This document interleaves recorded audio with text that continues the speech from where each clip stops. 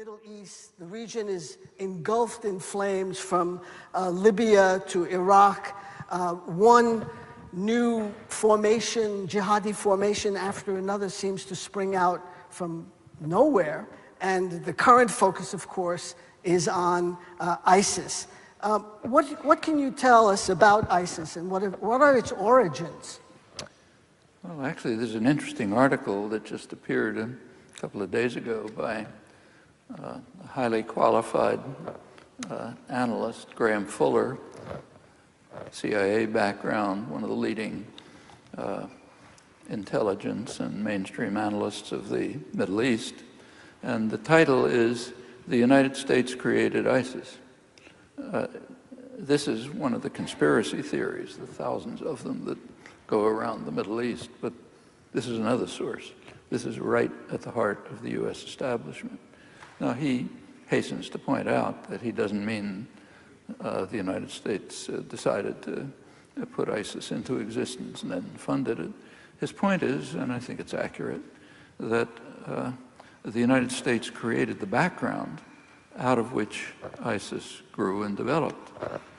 Part of it was just the standard sledgehammer approach, smash up what you don't like. In 2003, the United States and Britain invaded Iraq, major crime. Just this afternoon, the British Parliament granted the government the authority to bomb Iraq again. The invasion was devastating to Iraq. Iraq had already been virtually destroyed, first of all, by the long, decade-long war with Iran, in which, incidentally, Iraq was backed by the United States, and then the decade of sanctions, which were described as genocidal by the respected international diplomats who administered them, and both resigned in protest for that reason. They devastated the civilian society. They strengthened the dictator, compelled the population to rely on him for survival. It's probably the reason he wasn't sent on the path of a whole stream of other dictators who were overthrown. Finally, the U.S. just decided to attack the country. 2003, the attack, it's compared by many Iraqis to the Mongol invasions of 1,000 years earlier. Very destructive, hundreds of thousands of people killed, millions of refugees, millions of other displaced persons, destruction of the archaeological richness and wealth of the country back to Samaria. And one of the effects of the invasion was immediately to institute sectarian divisions. Part of the brilliance of the invasion force, its director, Paul Bremer, was to separate the sects, Sunni, Shia, Kurds, separate them from one another, set them at each other's throats. Within a couple of years, there was a major sectarian conflict incited by the invasion, very brutal. You can see it if you say, look at Baghdad. If you take a map of Baghdad, say in 2002, it's a mixed city. Sunni and Shia are living in the same neighborhoods. They're intermarried. In fact, sometimes they say they didn't even know who was Sunni, who was Shia. It's like knowing whether your friends are in one Protestant group or another Protestant group. There are differences, but it was not hostile. In fact, for a couple of years, both sides were saying there'll never be Sunni-Shia conflicts. We're too intermingled in the nature of our lives, where we live, and so on. And by 2006, it was a raging war.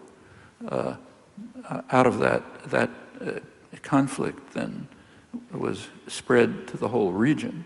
By now, the whole region is being torn apart by Sunni-Shia conflicts. And out of such conflicts, the natural dynamics of a conflict like that, is that the most extreme elements begin to take over. And they had roots. Their roots are in the major U.S. ally, Saudi Arabia.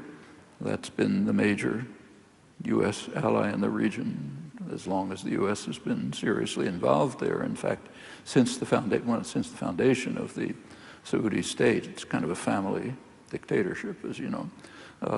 And the reason has a huge amount of oil. Britain, before the United States, had typically preferred radical Islamism to secular nationalism. And when the U.S. took over, it essentially took the same stand.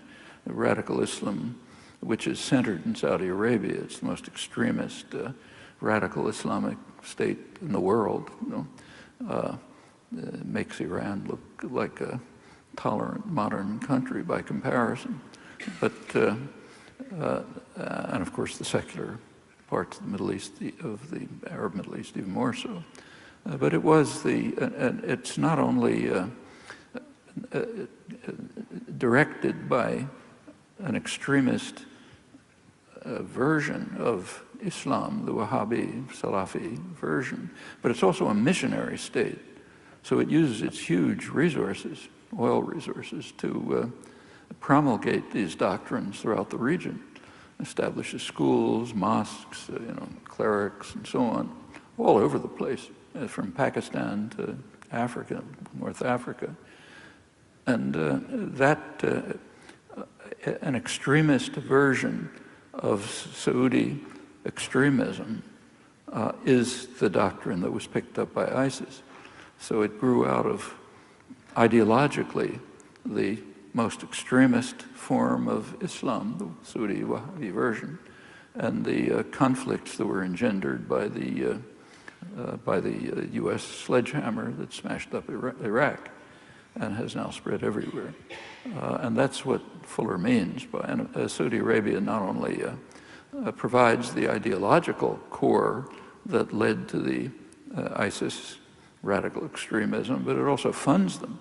Not the Saudi government, but wealthy Saudis, wealthy Kuwaitis, and others provide the funding and the ideological support for these jihadi groups that are springing up all over the place.